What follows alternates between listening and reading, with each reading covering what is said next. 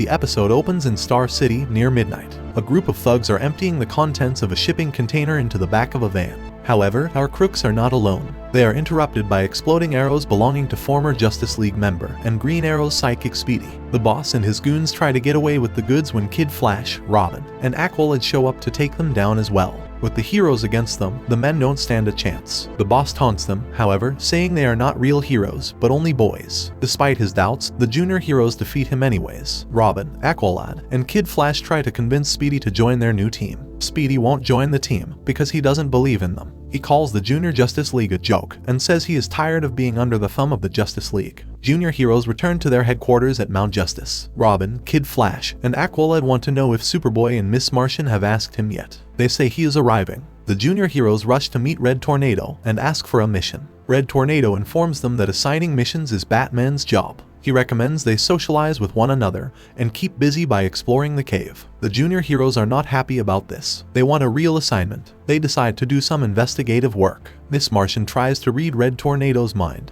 but realizes that she cannot since he is AI and not organic matter. Kid Flash looks at her with googly eyes and tells her that it was a good try. They decide that they will do some exploring, as they have nothing else to do. They learn about the cave, and that the Justice League abandoned it because the location was discovered. Miss Martian worries that the bad guys know their location, but Robin and the other boys assure her that the villains will never think to look there as it is too obvious. They are hiding in plain sight. Superboy smells smoke, and Miss Martian realizes that the cookies she has been baking have burned. Kid Flash wolfs them down anyways. They share their real names with each other. Aqualad is called Yer. Kid Flash is Wally. Wally teases Robin as Batman won't let him reveal his real name to anyone. Miss Martian has an alien name, but tells them that they can call her an Earth name that sounds similar, Megan. Superboy begins to walk out, sad because he doesn't have a name of his own. Megan tries to reassure Superboy through telekinesis, but Superboy becomes angry at her for speaking inside his mind. She is confused because everyone on Mars communicate telepathically. The boys inform her that on Earth, invading someone's head is an invasion of privacy. Megan goes after Superboy,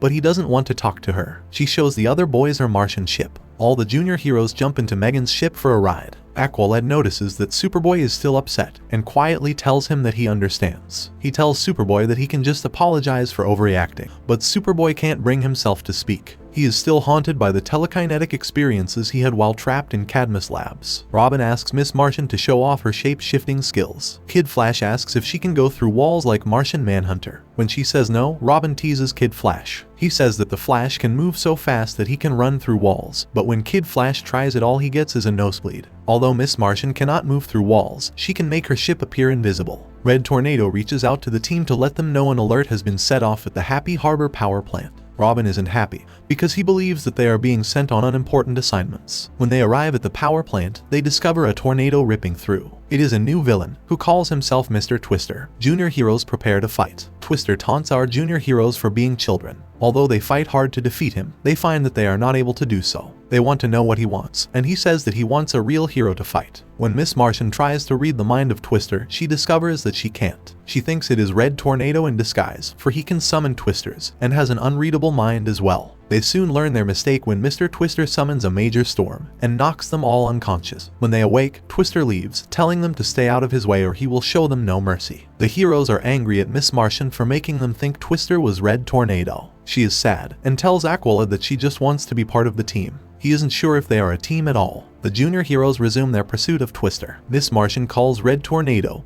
and asks him for help. He says he does not want to interfere, but remarks on the odd similarities between himself and this new villain. Our junior heroes are attempting to fight Twister and losing badly. Miss Martian reaches out to the team using telepathy. She tells them that she knows what they need to do. Red Tornado shows up and tells the team that they are not ready to face this villain on their own. They argue that they have a plan, but Red Tornado does not listen. Red Tornado and Twister begin to battle one another using the elements. Twister knows Red Tornado is down and tries to reprogram him but discovers he cannot as it is actually Miss Martian. She has used her shape-shifting powers to trick him. The team is then able to attack Twister all at once using a pre-planned attack. They finally defeat him and discover that he is actually a man inside a very elaborate mechanical suit. Miss Martian crushes the man with a rock and the team is angry at her for eliminating the villain. She says that she thought they had more faith in her than that after she helped take down the bad guy. Lifting up the rock she used to crush him, she reveals the man to be an android as well. Deep in a mysterious cellar, a professor is talking to the real man in the suit. They watch the scene through giant monitors. They are surveilling the junior heroes, but they are after Red Tornado. Even though their mission failed, the professor says that they have learned a lot and are closer than ever to catching him. The junior heroes finally feel like a team. Superboy apologizes to Miss Martian and they smile at one another. The episode 4 begins at Santa Prisca just after midnight. A group of red-cloaked figures swarm 5 men. They tell the men that their master will leave the building if one of them can defeat his champion in single combat. A man with a painted face volunteers and straps on his weapon, a strange device that feeds orange liquid right into his brain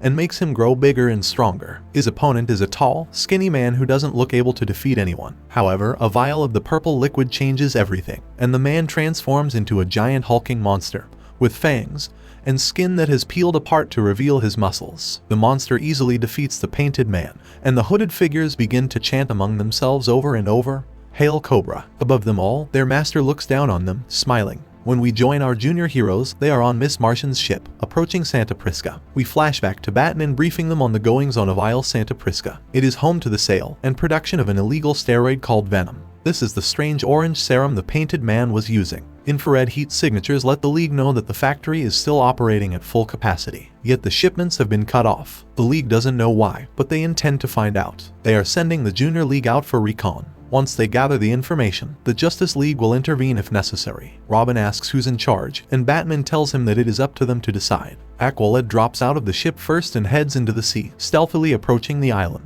When he arrives on shore, he finds the surveillance machines and infiltrates the system so that the data and motion sensors are looped. This will prevent anyone from sensing the arrival of the Junior League, who enter stealthily on the ship. The remaining members of the Junior League are dropped into the forest. Aqualad crawls up the side of a mountain while the rest of the team head to the factory. Superboy hears something from far away, and the team discover the 2 squads from earlier. Robin takes off. The red-cloaked men and their opponents collide with one another and begin firing. As Kid Flash chases after Robin, he accidentally runs right into the middle of the fighting, giving the team away. Now the men are fighting the Junior League instead. Robin reappears and chastises them for not being the stealthy team they were told to be. The team manages to subdue the bad guys. Robin recognizes the uniforms of the red-hooded men. They are the Cult of the Cobra. Aqualad knows that Batman would have told them if a terrorist group was running the drug trade on the island. Robin thinks that the men have recently taken over, and that's why the shipments have stopped. Robin thinks the cult is stockpiling the steroids, but they can't figure out why. Kid Flash thinks that Robin is acting like he is in charge,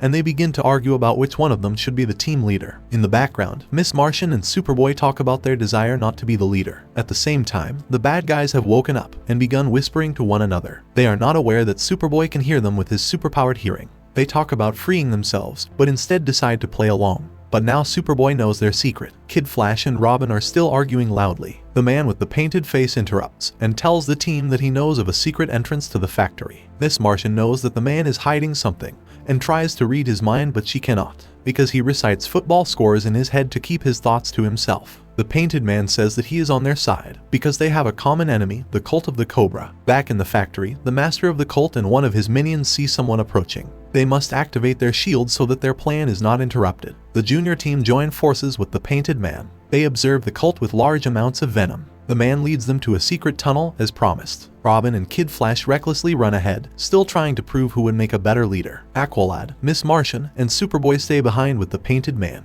Robin breaks into the computer terminal and finds the chemical formula for Venom, as well as the formula for Project Blockbuster. Blockbuster came out of Cadmus Labs and will make the new version of Venom 3 times stronger and its effects permanent. This new Venom is the purple serum that turned the man into a hulking monster. Robin and Kid Flash conclude that the buyer and supplier are the same person, one man who wants a large amount of super venom. They must discover this villain as fast as possible. The buyer is called the Sportsmaster. He is a villain looking for a serum that will make him and his fellows strong enough to fight the Justice League. Aqualad tries to reach the Justice League to inform them of what is happening, but all signals are jammed. Sportsmaster and the cult engage in battle with the junior heroes as they try to prevent the sale from happening. The Cobra Master and his sidekick find Robin on the roof. By using Miss Martian's telepathy to communicate silently with one another, the team is able to work together to fight the villains. They manage to escape, but get themselves stuck in a tunnel. Robin chastises himself for not being a better leader, but Aqualad reminds him that they are not used to working together and need to be a united front, a team. Robin tells Aqualad that he should be the team leader. He accepts, but only until Robin is ready. He says that Robin is destined to be their leader, just as Batman is the leader of the Justice League. The Junior League put their heads together to try to figure out what is happening.